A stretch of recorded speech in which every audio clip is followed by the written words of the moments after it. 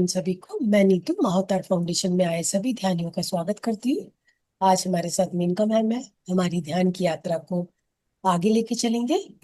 Ma'am, इस मंच में हम सभी की ओर से आपको बहुत बहुत स्वागत है। प्रणाम। वो ठीक है। Thank you. Thank you very much.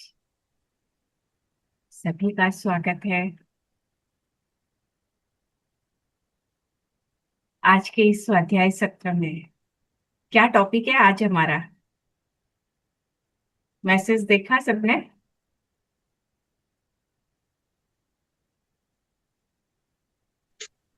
Ma'am नमस्ते। कैसा है? नमस्ते। अच्छा है।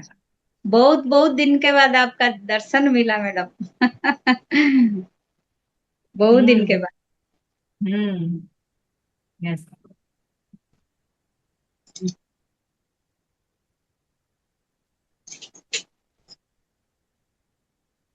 हम्म। आज हम क्या टॉपिक पे चर्चा करने वाले हैं? कर्म क्षेत्र ना। यस। कर्म क्षेत्र बहुत बड़ा टॉपिक है ये, जिसे हम थोड़े से समय में बस जितना समझ कोशिश करेंगे उसे समझने की कि कर्म क्षेत्र क्या है। कर्मा जिसे हम बहुत बार इसे एक पनिशमेंट के तौर पे ले लेते हैं, अरे ये तो कुछ भी होता है, अरे ये तो हमारा कर्मा है। Right. बहुत से लोग ऐसे शब्द यूज करते हैं ना, बहुत से कि एकदम से अचानक हो गया। कुछ भी जीवन में होता है कि जैसे कहते हैं रैंडम हो गया या अचानक हो गया, इस तरीके से हम बोलते हैं। तो जीवन में रैंडम करके कुछ भी नहीं होता है। अभी आप ये जैसे मंच पे भी जितने लोग जुड़े हैं ना, ये भी रैंडम नहीं है। उसका भी एक कारण है। ये चैप्टर चूज मतलब ये टॉपिक चूज हुआ है, इसका भी एक कारण है। हर चीज का एक कारण होता है, बिना कारण कुछ भी नहीं होता है हमारे जीवन में। ये कारण कहाँ से शुरू होता है? कोई बताना चाहेगा? हम कहते हैं ना कारण है, मानते भी हैं कारण होता है, लेकिन ये कारण शुरू कहाँ से होता है? कारण शरीर अपने कर्म से। पूर्व जन्म का कर्म से। वही कर्म से। बिल्कुल सही कहा। ये सब हमारे ही किए हुए कर्म से शुरू होता है। तो यहाँ कुछ भी रैंडम नहीं होता है जो हमें लगता है यहाँ रैंडम हो रहा है।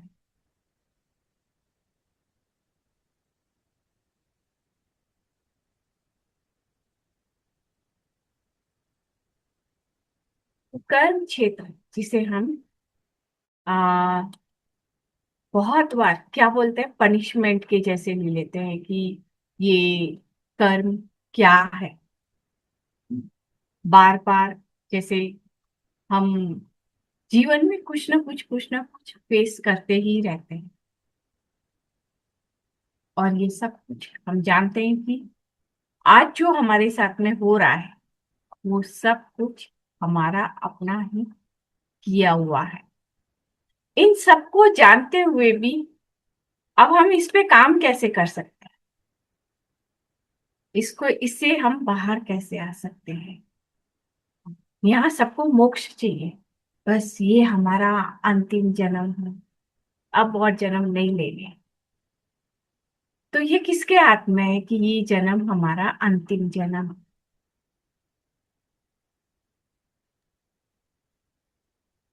क्या कोई और मोक्ष देगा हमको, या कोई और हमारा अंतिम जन्म बनाएगा? नहीं बनाएगा। ये अंतिम जन्म कहें या अपनी जन्मों की जो आगे की जो यात्रा है, इसको अगर हम कम करना है तो वो हम ही कर सकते हैं। वो कैसे कर सकते हैं?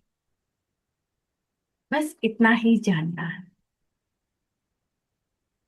कर्म सिद्धांत पत्रिजी की है और बहुत से मास्टर्स ने इसको का है कर्म सिद्धांत।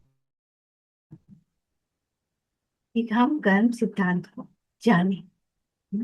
मैं शेयर करती हूँ अपने एक छोटा सा कर्म पे, जो है हमारा कर्म क्षेत्र पे।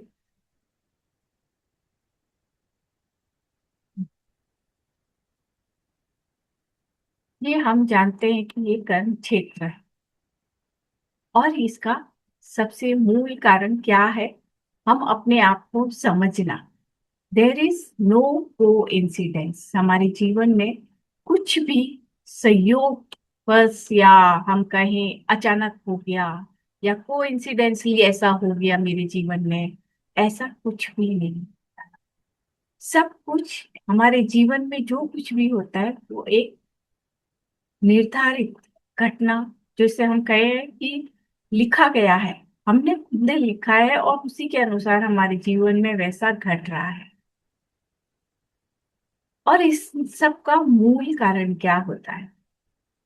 कर्म, जैसे हमने सबने सुना है, 3 तरीके से हम बनाते हैं, मन, वचन और अपने शरीर से, कुछ एक्शन से, जैसे हम कह सकते हैं वैसे। और इसमें सबसे अधिक मुख्य होता है हमारा मन। सबसे मेन इसका रीजन होता है मन, जो बिना लगाम के चल रहा है तो वो कर्मा बना रहा है। जब तक उस पे लगाम नहीं लगेगी तब तक हम इस जन्म मृत्यु के चक्र में चलते रहेंगे। There is no and.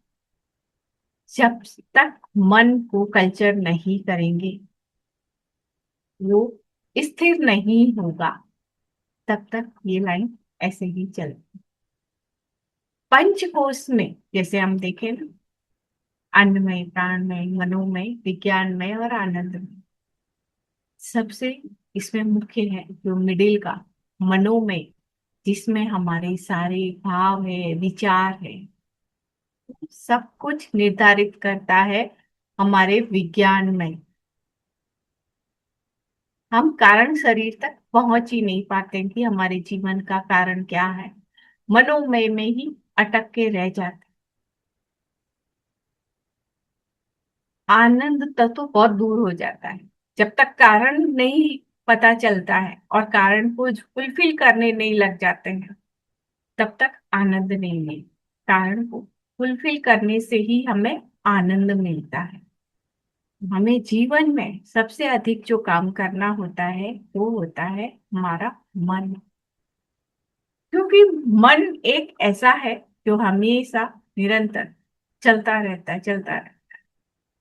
जो कर्म क्षेत्र की जो आज हम बात कर रहे हैं, और सबसे स्टार्ट कहाँ से होता है? कर्मा का सीड स्टार्ट होता है हमारी थिंकिंग से।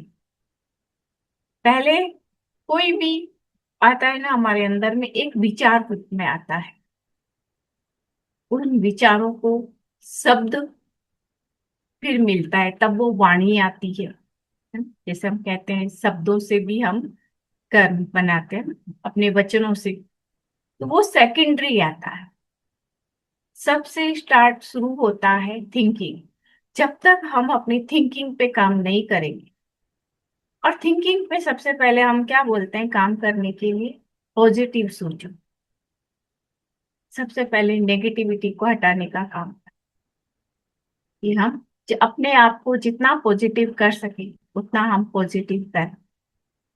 और पॉजिटिव के बाद में भी है कि फिर हम ज्यादा सोचे ही, बट अभी हमें पूरा अपनी पॉजिटिविटी पे थिंकिंग को लेके आना होगा। कोई भी तरह का जो भी हम विचार कर रहे हैं वो भी विचार कर रहे हैं। हर एक विचार में से हमारा अपना ही क्रिएशन हो रहा है। जैसा इसमें देखा ना, जैसा हम देंगे वैसा ही हमें मिलेगा, और जैसा हम सोचेंगे वैसा ही ये चक्र चलता जाएगा। कर्म क्षेत्र का चक्र ऐसा ही है, जहां जैसी सोच शुरू हुई और वो घूम के वापिस से अपने ही सिर पे आके गिरने लगा, और कहीं नहीं जाएगा। और जैसा हम बोल रहे हैं, जैसा हम कर रहे हैं, वो पूरा का पूरा लौट के हमारे पास में आए। तो जो भी हम करें वो यही सोच के करें, वो यही सोच के सोचे कल ये मुझे ही मिलने वाला है।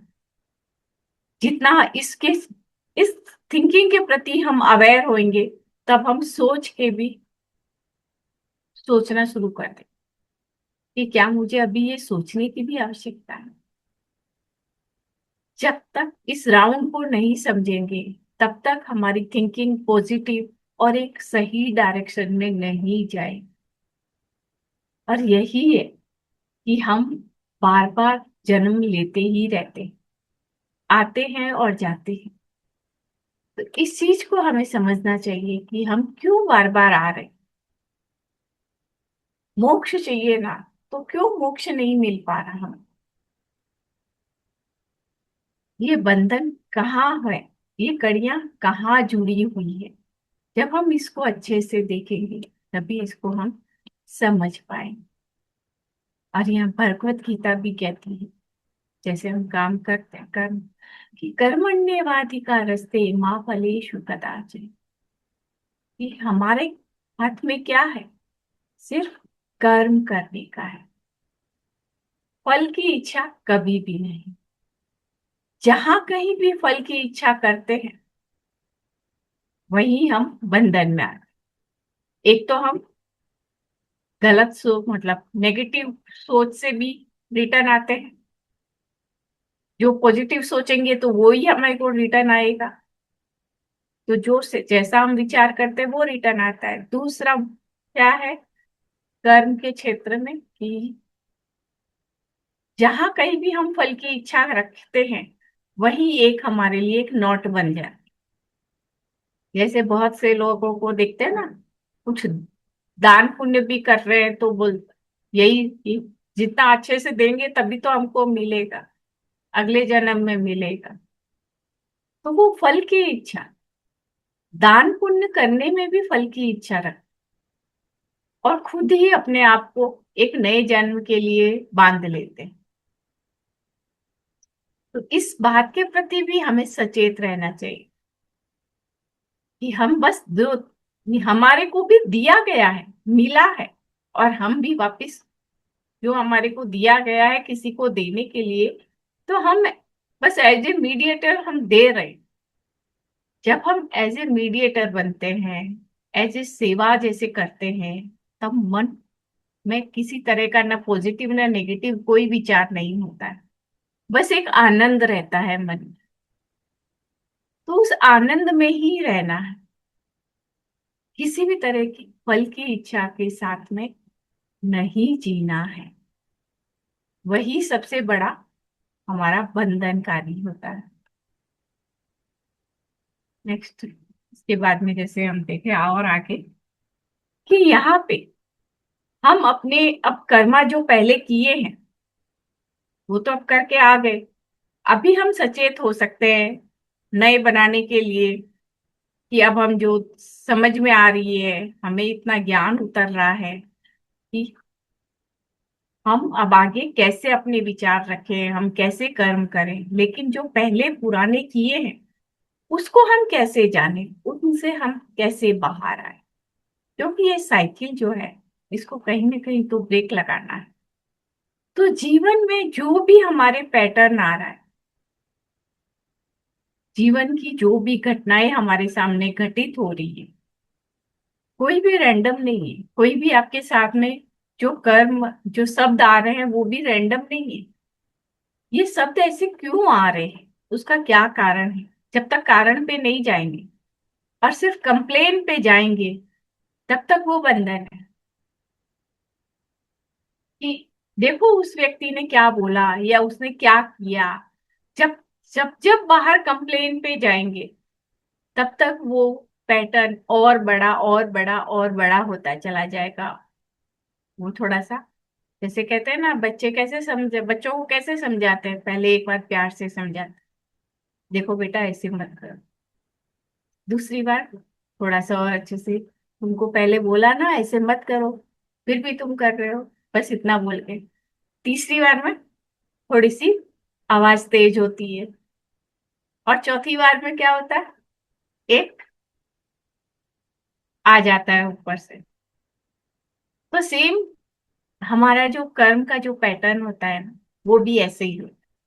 पहले शॉर्ट रूप में आता है, सामने आ रहा है, अगर हम सजग है और पहचान लेते हैं, अपने पे स्वाध्याय करते रहते हैं, काम करते हैं, अरे वो शब्द आया था वहां मैं इरिटेट हुई, तो मैं क्यों हुई, मतलब कहीं इरिटेट होते हैं या कहीं हम दुखी होते हैं, कहीं हमें लगता है कि नहीं वो सही नहीं है। तो जब हमारे अंदर में इस तरीके के किसी शब्दों के प्रति अपने भीतर ऐसी प्रतिक्रिया उठती है, मतलब वहां हमें काम करना है। ये एक पैटर्न है समझने के लिए, खुद के लिए, कि हम इससे समझ सकते हैं कि हाँ, मुझे अच्छा नहीं लग रहा है, मतलब मेरे अंदर में ये कहीं ना कहीं ऐसा एक पैटर्न है। तो जितना हम उस पे काम करते चले जाएंगे, उतना हम, बस सजगता चाहिए उसके लिए। तो ये एक जो कार्मिक साइकिल है, जो बार बार रिपीट हो रही है, उसको हम समझ नहीं रहे हैं। और बार बार इस साइकिल में हम आ रहे हैं, जा रहे हैं, आ रहे हैं, जा रहे हैं। तो और कहीं ना कहीं जब जैसे जैसे हम इसको पढ़ते हैं, समझते हैं, उतना हमारा ग्रो फास्ट होने लगता है। तो सबसे पहले जरूरत है कि हम इनको देखें, समझें, इस कर्म क्षेत्र की क्या चीज ऐसी मेरे लाइफ में बार बार रिपीट हो रही है। तो जितना जल्दी उसको अवेयरनेस में रहते हुए समझेंगे, उतना जल्दी हम वहां पे उसको सीख लेंगे, पढ़ लेंगे और आगे निकलेंगे। कर्मा यानी कोई पनिशमेंट नहीं है।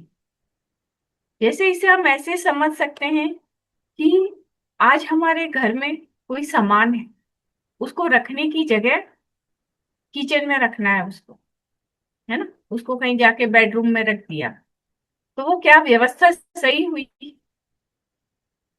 वो नहीं हुई। बस उसको वापस से लाके उसके स्थान पे रखना है। कर्मा वही है। प्रकृति में जहां कहीं भी हमने अनबैलेंस किया है, व्यवस्थित ढंग से हम नहीं चले, बस उसको वापिस से व्यवस्थित करना है। कर्मा बस उतना ही। यहाँ कहीं किसी भी तरह का कोई पनिशमेंट जैसा नहीं है, बस हमने जहाँ अनबैलेंस किया है, वापिस से उसको हम बैलेंस में लेके आते हैं। बस वही कर्मा है कि उसमें हम सीख जाते हैं कि हमें किस तरीके से कार्य करना है। और इस तरीके से अपने जितना हम पैटर्न को समझते हैं, और उतना वो जल्दी डिसॉल्व होते चले जाते हैं। और नहीं समझते हैं तो वो फिर मल्टीपल टाइम्स हमारे सामने आते रहते हैं, थोड़ी इंटेंसिटी उनकी बढ़ बढ़ के आती रहती है। सेम वही चैलेंज बार बार आते हैं और हम कहते हैं बार बार बाहर ही कंप्लेन करते रहते हैं। तब क्या होता है, हम उनसे बाहर नहीं आ, सॉरी नहीं आते हैं। हम रिएक्ट करने करते रहते हैं। जो कोई भी ऐसे सिचुएशन आती है और हम उस पर रिएक्शन करने लग जाते हैं, और जैसे ही हम उसको समझने लगते हैं, देखने लगते हैं, फिर हमारा रिएक्शन बंद हो जाता है। फिर वहां हम एक तरह से रेस्पॉन्ड करने लग जाते हैं कि जीवन में जो कुछ भी आ रहा है उसे देखते हैं, समझते हैं, और फिर आराम से उस पर रेस्पॉन्ड करते हैं। तो वैसे ही हमारा जीवन होना चाहिए कि हाँ, कहीं पे भी रिएक्ट ना करें। और वो कब होगा, जब हमारी में सजगता बढ़ेगी। और सजगता कैसे बढ़ेगी? जब हम ध्यान करने लगते हैं, इसके बारे में ज्ञान भी लेते हैं। पत्री जी ने जैसे तीन चीज कही है, ध्यान, स्वाध्याय और सज्जन सांगत्य। तो ये तीन चीज से क्या होता है, ध्यान से हमारे में शांति उतरती है। तो हम किसी की, जो कोई भी बोल रहा है, उन शब्दों को हम सुनने लायक बनते हैं, समझने लायक बन जाते हैं। अपना अंदर का जो पात्रता होती है ना, वो खाली होती है, बर्तन थोड़ा खाली होता है, तो हम उन बातों को बड़ी सहजता से सुनते हैं और समझते हैं। तो जो स्वाध्याय और सज्जन सांगत्य है, इन दोनों के द्वारा हम खुद को समझने लगते और उन पे काम करने लगते। तो वही चीज है कि हमें अपने पे ही काम करना है, बाहर कहीं पर भी काम नहीं करना है। पत्री जी का भी जैसे हम देखते हैं तो अ, पूरा वो यही बताते हैं कि हमेशा अपने भीतर ही काम करना है, बाहर कहीं पर भी नहीं। तो जितना हम नो कंप्लेन नो जजमेंट में जाते हैं, हमारा मन शांत होने लग जाता है। मन को शांत करने के लिए सबसे पहले होता है कि हम एक अच्छा स्वाध्याय, प्रतिदिन हम अपना स्वाध्याय करें, ताकि हम कर्म क्षेत्र को, उसके बारे में जो बुक्स है उसको हम पढ़ें, ताकि उसके प्रति हम अवेयर होंगे कैसे ये रिसाइकल हमारा चलता है। ये हमारा मन इतने, ये इसमें एक तो होता है हमारे पूर्व जन्म से आता है, जैसे हमने पिछले जन्म में कर्म किया है उसके द्वारा ये मन बनता है। सेकंड बनता है इस जन्म में हमें कैसे संस्कार मिल रहे हैं, हम कैसे परिवार में जन्म लिए हैं, उससे ये मन बनता है। और तीसरा हमारी संगति से, हमारी समाज से, है ना, इन सब से भी ये मन बनता है, पूरा पोषित होता है। इतने सारे हमारे बिलीफ पैटर्न, जीवन में ऐसा करना चाहिए, ऐसा नहीं करोगे तो ये सही नहीं है, ये गलत है, बहुत कुछ भर के हमारा ये मन तैयार होता है। मन को खाली करने के लिए है, उसको कल्चर करने के लिए है कि हम क्या सोच रहे हैं उसको देखें, और जैसे ध्यान के द्वारा हम इसे शांत करते हैं।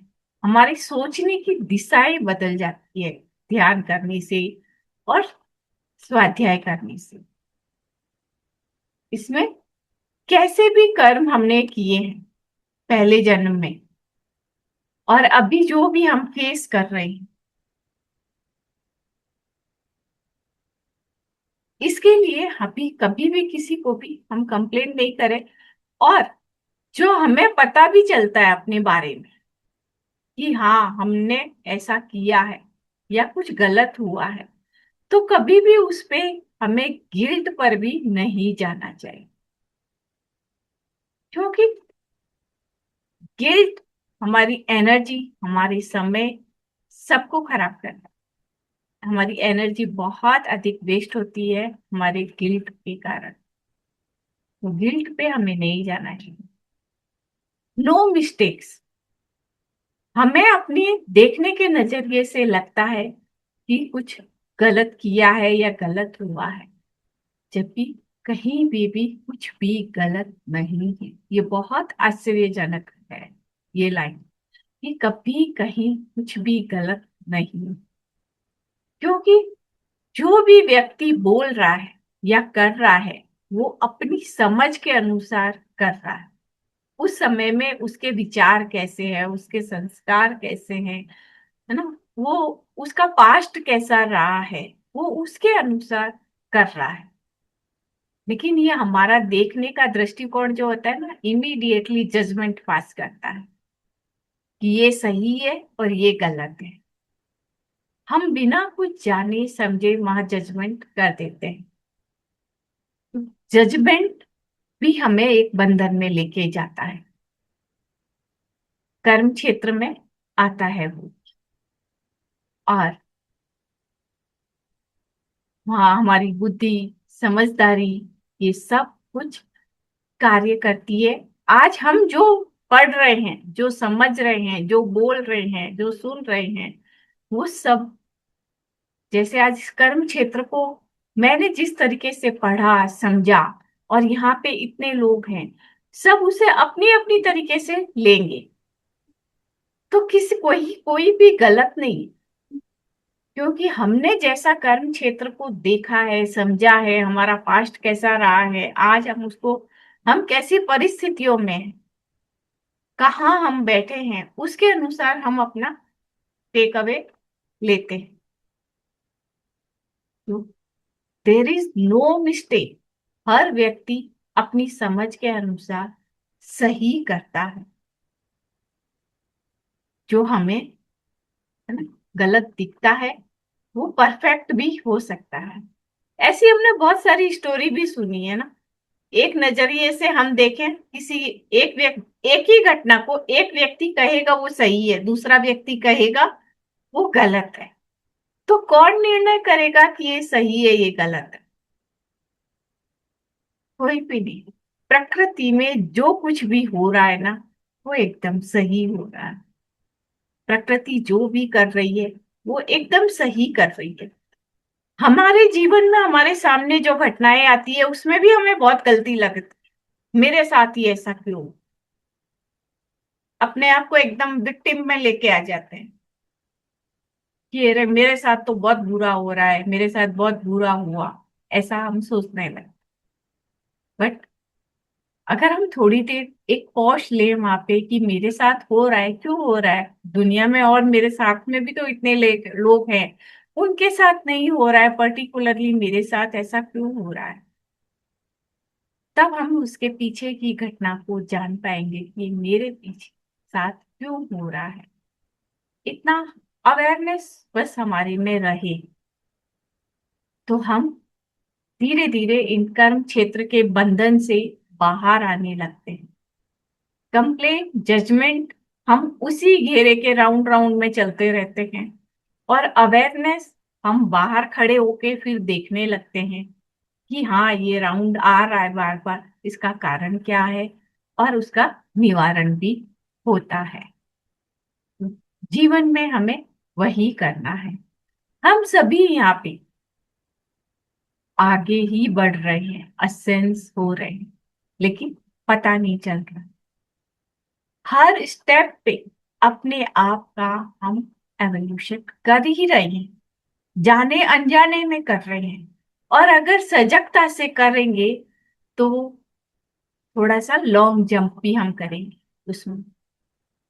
जैसे अवेयरनेस ना, कंप्लेन और जजमेंट को छोड़ देते हैं तो अवेयरनेस आ जाती है वहां पे कि क्या कारण पे जाने लगते हैं, तो वो एक हमारा लॉन्ग एवोल्यूशन होने लगता है।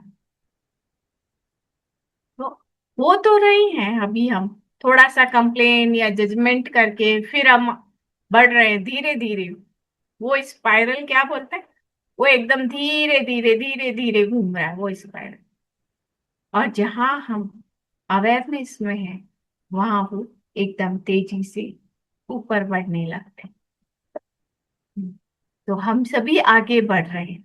तो किसी को भी कोई तरह की गिल्ट में जाने का जरूरत नहीं है, अरे मैं ध्यान में तो अभी आई, मुझे तो इस बात का ज्ञान नहीं था।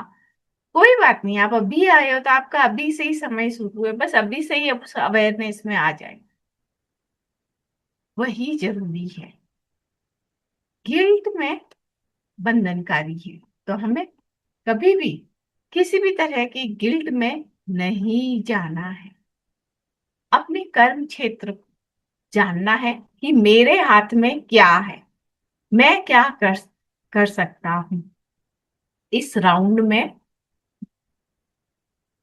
बचने के लिए। यहाँ है सबसे जरूरी, हमारे अंदर में एक सजगता, वो बहुत जरूरी है कि जो हम बार बार जन्म ले रहे हैं, जा रहे हैं, आ रहे हैं, जा रहे हैं, आ रहे हैं, तो इसमें ब्रेक कहाँ लगाएंगे? बार बार जन्म लेने का कारण भी तो कर्म ही है, उसी बंधन से आ रहे हैं। तो इसकी बंधन की कड़ियों को हम खोलना सीखें कि हम इसको कैसे खोल सकते हैं। मन, कर्म, वचन, जैसा खाए अन्न वैसा होए मन, ये हम सब जानते हैं, बहुत बार सुना भी है।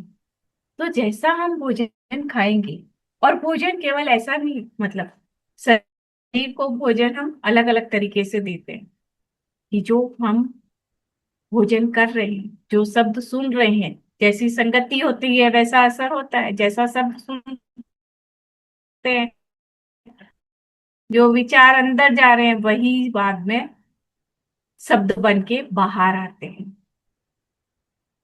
जो सुन रहे हैं, जो समझ रहे हैं, हर किसी का असर होता है। इवन जो भोजन भी है, जैसे हमारे कहते हैं ना, भोजन को भी एक अफर्मेशन देके भोजन करो, घर का सात्विक भोजन करो। बाहर का भोजन करो, किसी ने व्यक्ति ने गुस्से में आके वो जैसा वो भोजन बनाया होगा ना, जाने अनजाने में आपके अंदर में वो गुस्से की प्रवृत्ति उठेगी उठेगी, और आप भी आश्चर्य करोगे ये मैं गुस्सा क्यों कर रही हूँ, मेरे में ऐसा क्या हुआ। ना कुछ बात पे हम गुस्सा करने लग जाते हैं, और वही एक बंधन का कारण है। तो हमारा भोजन पूर्णतया सात्विक होना चाहिए। हमारा समय भी हम सात्विक चीजों पे दें। हम जो सुने, कल हमारे वैसे ही शब्द बनेंगे। तो अपने शब्दों से भी हम कर्म बनाते हैं, तो शुरू हमारा हमेशा मन से होता है, आहार से, विहार से, हर तरीके से। और जैसे हमारी सांगत्य, सज्जन सांगत्य जैसा होगा, हमारे विचार भी धीरे धीरे वैसे परिवर्तित होने लगेंगे। हमारे शब्दों में, हमारे वाणी में परिवर्तन आने लगेगा। और जैसा वह शब्दों में और उसमें परिवर्तन आने लगेगा, हमारे शरीर के एक्शन में भी परिवर्तन आने लगेगा। जैसे बहुत से लोगों को, जो लोग ध्यान कर रहे हैं, उन्हें कुछ समय बाद में लोग बोलते भी होंगे, तुम्हारे घर वाले खासकर, आसपास के लोग ही बोलते हैं तुम्हारे स्वभाव में बहुत परिवर्तन आ गया। ऐसा हमारे ही आसपास के लोग हमें बोलते हैं कि तुम पहले जैसी नहीं हो। तो ये क्या है? ये हमारे अपने सांगत्य का इफेक्ट होता है, कि हम कैसे अपने आप को शांत रख रहे हैं, कैसे अपने आप को, कैसे शब्दों का हम यूज कर रहे हैं। इन सब का कारण बनता है हमारा ये जीवन। कोई भी कारण, आज हम यहाँ हैं सब लोग, बिना कारण के नहीं हैं। हर चीज का एक कारण है। आज ये टॉपिक भी हमारे सामने आया है, तो इसका भी एक कारण है। हर चीज का कारण है। तो हमेशा आज के टॉपिक में मेरे लिए क्या ऐसा था जो मैंने इसको अटेंड किया। तो जब हम इस तरीके से सोचने लगते हैं, समझने लगते हैं, तब हमारे में वो गहराई और अधिक बढ़ने लगती है। मेरे लिए आज ऐसा क्या था, तब आपके लिए इस सेशन से जो पॉइंट है वो आपके अंदर में उठ के आएगा। स्पेशली यहाँ पे 10 पॉइंट का वर्णन हुआ है, जरूरी नहीं है 10 पॉइंट आपके लिए हो, शायद 1 या 2 पॉइंट आपके लिए होंगे।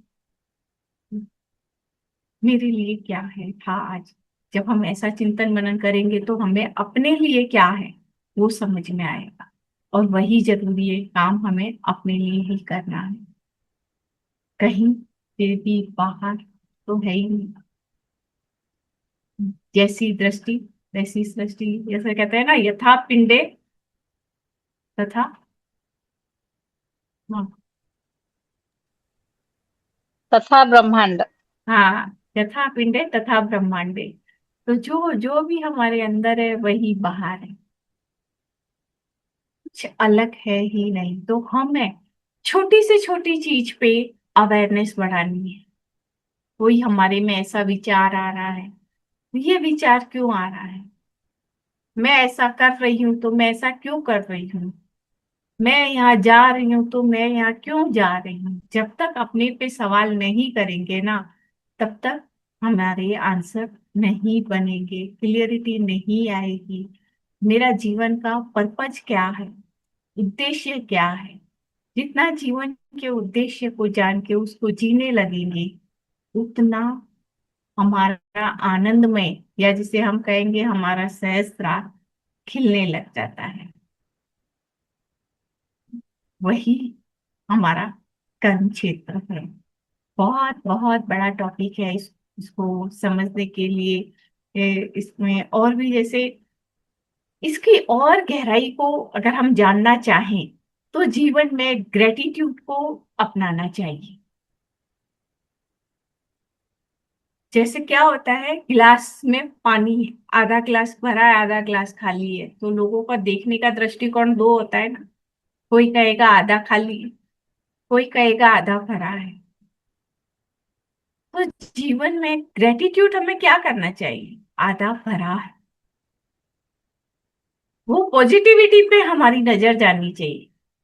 जितना हम पॉजिटिव रहेंगे हमारा मन पॉजिटिव जीवन में बढ़ती चली जाएगी। और ग्रेटिट्यूड, जितना ग्रेटिट्यूड पे करेंगे, जितना है आज जितना आपको मिला, उसके लिए रात को सोने से पहले प्रतिदिन ग्रेटिट्यूड, और सुबह उठने के बाद में जैसे उस दिन के लिए ग्रेटिट्यूड कि आज मेरे लिए इतना शुभ दिन आया है। तो हर दिन को हम एक ग्रेटिट्यूड के साथ में शुरू करें और एक ग्रेटिट्यूड के साथ में खत्म करें, तो उससे हमारा मन बहुत अधिक शांत और पॉजिटिव बनता चला जाएगा। जो जीवन में कंप्लेन है ना, वो समाप्त होती चली जाएगी। तो ग्रेटिट्यूड के भाव में हम हमेशा रहें, अपने कर्म क्षेत्र को कम करने के लिए, कि जितना हमें मिला है, जो कुछ भी है, उसके लिए ग्रेटिट्यूड। अपने जीवन में कभी भी किसी भी चीज की कमी को ना देखें। हर चीज भरपूर है। कमी जब हम देखते हैं तो वो बढ़ने लग जाती है और नेगेटिविटी बढ़ने लगती है। और जितनी हम भरा हुआ ग्लास को देखते हैं, आधा ही भरा है, उसी को ही देखते हैं, उतना हमारा जीवन में वो पॉजिटिविटी बढ़ती चली जाती है। ये बहुत जरूरी है। और इस पे बहुत सारी कहानियां हैं कि जैसे एक पक्षी है, इतना प्यास है, इतनी प्यास है और उड़ने की शक्ति नहीं है, एकदम घायल होके बैठा है कि उस रेगिस्तान के सूखे से जगह पे, जहां उन्हें, अब उसे लग रहा है कि बस अब मेरी मृत्यु तो नजदीक है, अब मेरे पास में कुछ भी नहीं है, कुछ पल ही बचे हैं मेरे इस जीवन को। तो वहीं से एक दूसरा पक्षी निकलता है, तो बोलता है कि आप कहाँ जा रहे हो? बोले मैं स्वर्ग लोक जा रहा हूँ। तो बोले वहां जाके पूछना कि मेरा जीवन ऐसा क्यों है।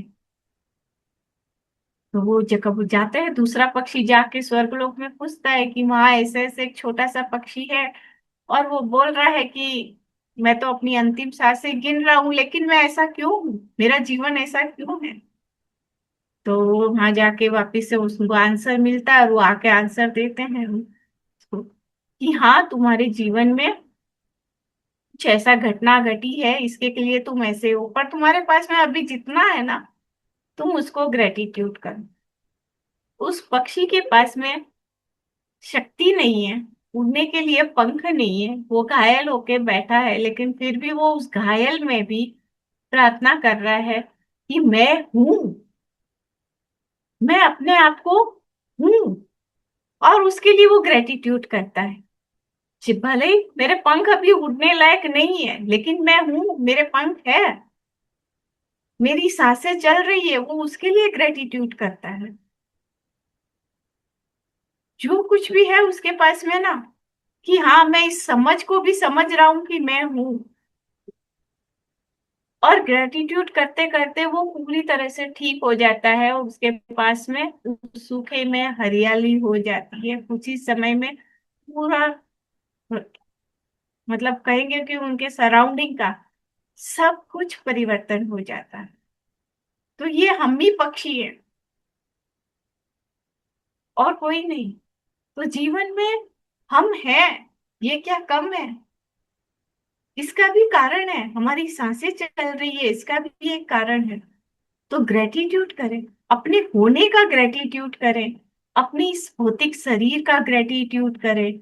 प्रतिदिन हम देख पाते हैं, हम बोल पाते हैं, हम सुन पाते हैं, हर चीज का जीवन में ग्रेटिट्यूड करें।